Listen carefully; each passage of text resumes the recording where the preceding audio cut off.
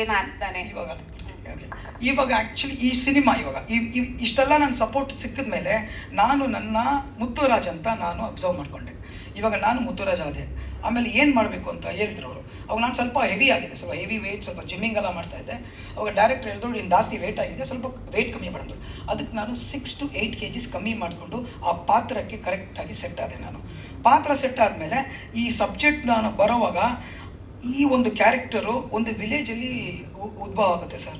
ಒಂದು ವಿಲೇಜಲ್ಲಿ ಜಾಸ್ತಿ ಜನ ಇರ್ತಾರೆ, ಬೇರೆ ಕಾಸ್ಟ್, ಡಿಫ್ರೆಂಟ್ ಕಾಸ್ಟ್ ಇರುತ್ತೆ, ರಿಚ್ ಇರ್ತಾರೆ, ಬಡವರು ಇರ್ತಾರೆ, ಸಾಹುಕಾರರು ಇರ್ತಾರೆ, ಪುವರ್ ಇರ್ತಾರೆ. ಬಟ್ ಆ ಒಂದು ಪುವರ್ ಏನು ಮಾಡ್ತಾನೆ, ಅವನೊಂದು ಬದುಕಬೇಕಂದ್ರೆ ಸೊಸೈಟಿಯಲ್ಲಿ ಅವ್ನು ಏನು ಮಾಡಬೇಕು, ಯಾವ ಥರ ಕನಸಿಟ್ಕೊಂಡಿದ್ದಾನೆ, ಆ ಕನಸನ್ನು ಯಾರು ನನಸು ಮಾಡ್ತಾರಂದರೆ ಆ ಊರಲ್ಲಿ ಒಬ್ಬರು ದೊಡ್ಡವರು ಇರ್ತಾರೆ, ಅವರು ಆ ಕನಸನ್ನು ನನಸು ಮಾಡೋಕ್ಕೆ ಅವ್ರು ಹೇಳ್ತಾರೆ. ಸೊ ಆ ಥರ ಇವನೇನು ಮಾಡ್ತಾನೆ, ನನ್ನ ಊರಿಗೆ ಒಂದು ಒಳ್ಳೇದು ಮಾಡಬೇಕು, ಜನ ಮುಂದೆ ನಿಂತ್ಕೋಬೇಕು ಅಂತ ಇವನು ಹೇಳಿ ಸಿಟಿಗೆ ಬರ್ತಾನೆ. ನಮ್ಮ ಕವಿರಾಜ್ ಸರ್ ಹೇಳ್ದಂಗೆ ಸಿಟಿಗೆ ಬಂದು ಶಿವಮೊಗ್ಗಲ್ಲಿ ಹೋಗ್ತಾನೆ. ಅಲ್ಲಿ ಬಂದು ಒಂದು ಡಿಫ್ರೆಂಟ್ ಕಾಸ್ಟ್ ಒಂದು ರಿಚ್ ಹುಡುಗಿ ಅವಳಿಗೆ ಫ್ರೆಂಡ್ ಆಗ್ತಾಳೆ. ಜನ ಇವತ್ತು ಹೆಂಗೆ ಆಗ್ಬಿಟ್ಟಿದೆ ಅಂದರೆ, ಇಲ್ಲೇ ಎಲ್ಲ ಬೆಂಗಳೂರಲ್ಲೆಲ್ಲ ಎಲ್ಲ ಕಡೆ ನಾನು ನೋಡಿದ್ದೀನಿ ಹೋಗಿ. ಎಕ್ಸ್ಪೀರಿಯನ್ಸ್, ನನ್ನ ಪರ್ಸ್ನಲ್ ಎಕ್ಸ್ಪೀರಿಯನ್ಸ್ ನಾನು ಏನು ಹೇಳ್ತೀನಿ ಅಂದರೆ, ಒಂದು ಕಾಲೇಜಲ್ಲಿ ಒಂದು ಹುಡುಗ ಹುಡುಗಿ ಸೇರ್ತಾರೆ, ಇಲ್ಲ ಒಂದು 5-6 ಜನ, ಒಂದು ಡಿಫ್ರೆಂಟ್ ಲ್ಯಾಂಗ್ವೇಜಸ್, ಡಿಫ್ರೆಂಟ್ ಜೆಂಡರ್ ಸೇರ್ತಾರೆ. ಅಂದರೆ ಹುಡುಗ ಹುಡುಗಿ, ರಿಚ್ಚು ಎಲ್ಲ ಸೇರ್ತಾರೆ. ಬಟ್ ನಾವು ಕಾಲೇಜಿಗೆ ಹೋಗುವಾಗ ನಾವೇನು ಅನ್ಕೊತೀವಿ, ನಾವೆಲ್ಲ ಸ್ಟೂಡೆಂಟೇ ಅಂದ್ಕೊಳ್ಳೋದು. ಬಟ್ ಈ ಸಿನಿಮಾಲಿ ಏನಾಗುತ್ತೆ, ಒಂದು ಸಾಹುಕಾರ ಹುಡುಗಿ ಒಂದು ಬಡವನ ಹುಡುಗನ ಹತ್ರ ಒಂದು ಫ್ರೆಂಡ್ ಆಗ್ತಾಳೆ. ಅದಕ್ಕೆ ಆ ವರ್ಗದವ್ರು ಏನು ಅನ್ಕೊತಾರೆ, ಇವನು ಈ ಹುಡುಗಿನ ಇವನು ಲವ್ ಮಾಡ್ತಾನೆ, ಇವನ್ನ ಏನಾದರೂ ನಮ್ಮ ಹುಡುಗಿನ ಎತ್ತಾಕೊಂಡು ನಮ್ಮ ಜಾತಿಗೆ ಅವಮಾನ ಆಗುತ್ತೆ ಅಂತ. ಬಟ್ ಸ್ಟೋರಿ ಅದೇ ಇಲ್ಲ. ಯಾಕೆ, ನಾವು ಒಂದು ಕಾಲೇಜಲ್ಲಿ ಸೇರಿದ್ರೆ ಒಂದು ಹುಡುಗ ಹುಡುಗಿ ಫ್ರೆಂಡ್ ಆಗಬಾರ್ದಾ? ನಾನು ಕೇಳೋದಷ್ಟೇ. ಏನು ಜಾತಿ ನೋಡೇ ಫ್ರೆಂಡ್ ಆಗ್ತಾರಾ? ಒಂದು ಹುಡುಗ ಹುಡುಗಿ ಫ್ರೆಂಡ್ ಆಗೋದೇನಿದೆ?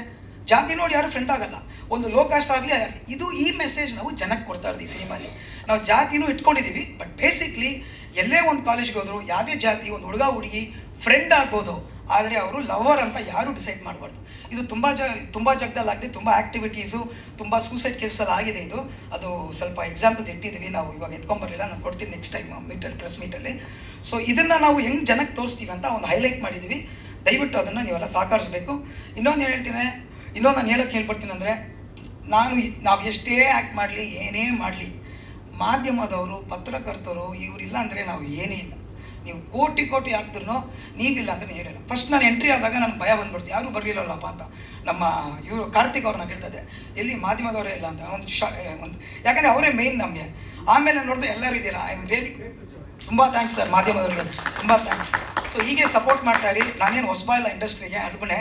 ಬಟ್ ದಯವಿಟ್ಟು ಹೊಸಬರು ಅಳುಬರು ಯಾರೇ ಇರಲಿ, ನಾವೆಲ್ಲ ಆ್ಯಕ್ಟರ್ಸು, ಆ ಥರ ಅಂದ್ಕೊಂಡು ದಯವಿಟ್ಟು ಸಪೋರ್ಟ್ ಮಾಡಿ. ನಿಮ್ಮಲ್ಲಿ ನನ್ನ ಹೋಲ್ ಹಾರ್ಟೆಡ್ ಮನವಿ. Thank you sir.